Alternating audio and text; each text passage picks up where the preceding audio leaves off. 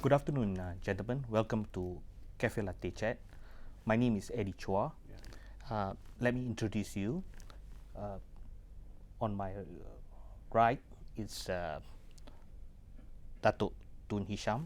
He's a former CPO of Selangor.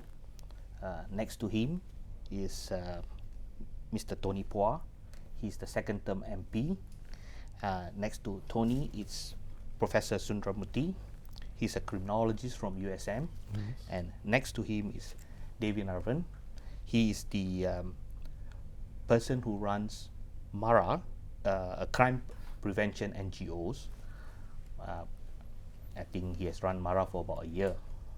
Gentlemen, our session today is we're going to discuss about repelling the EO mistake. Let me give you a little bit of scenario here.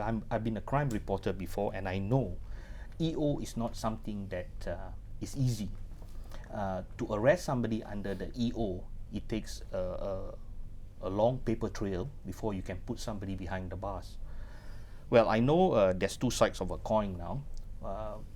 The opposition would say it's draconian law, while some other people or the law enforcers would say that's the best law. Can we start with Datuk to see what do you think about repelling the law? Is it a mistake? Well, first and foremost, you must put it on record. I'm a retired police officer, right? Okay. All right. Personally, I've been in the force. I've seen the usage of the EO. The primary aim of the EO is securing public safety, the defense of Malaysia, and public order. So, in order to secure the safety, public order to maintain, and the defense of Malaysia, to me, it is a necessary. It's a necessity for the police to have or to be armed with these sets of laws, because the usage of the law has been to the advantage of the society as a whole.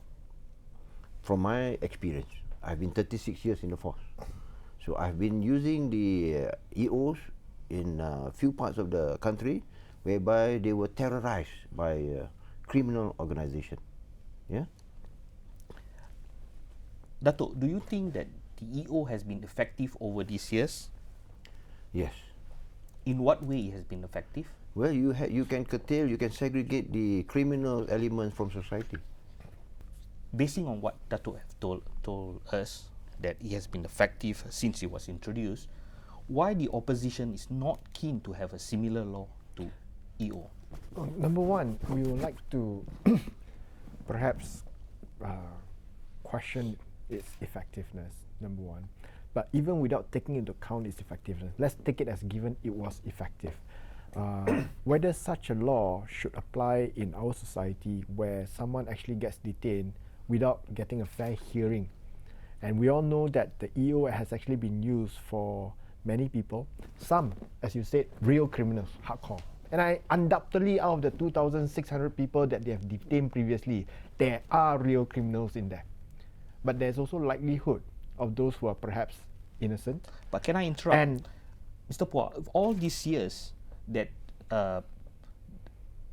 not many criminals have challenged the EO after being detained under the law. How do you challenge a law that doesn't allow for fair trial? Well, you can always file in habeas corpus to find out. Hardly any have been successful. I think we all know that.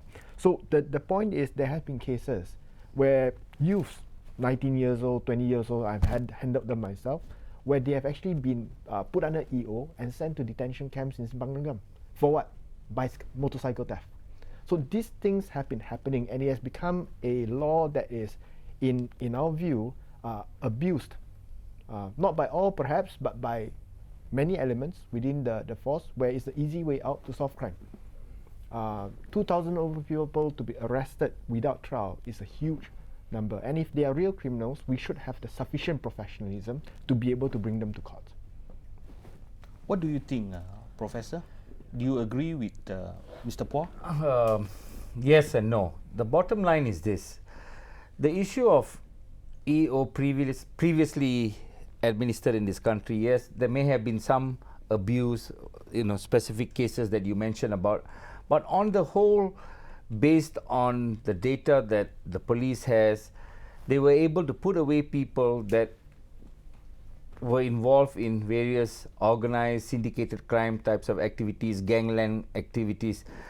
But again, when we recently suggested that the EO, a law similar to the EO being re-established in Malaysia, we did not specify the component of national defense, national security, and the component of public order. The aspect that we are stressing on with a modified version of the EO, Prof, similar. Are you saying that if there should be a similar law to the EO, are we making a mistake for repealing the earlier EO? We should have taken into consideration many aspects before the government abolished the law. Maybe amendments should have been made so the that it question addresses. is, the government has been wrong now to do that. I think They should have studied before they just repeal the law. Yes, I do agree that it should have been reviewed carefully by both experts and non-experts in the field. Thank you. We'll take a short break. We'll come back in.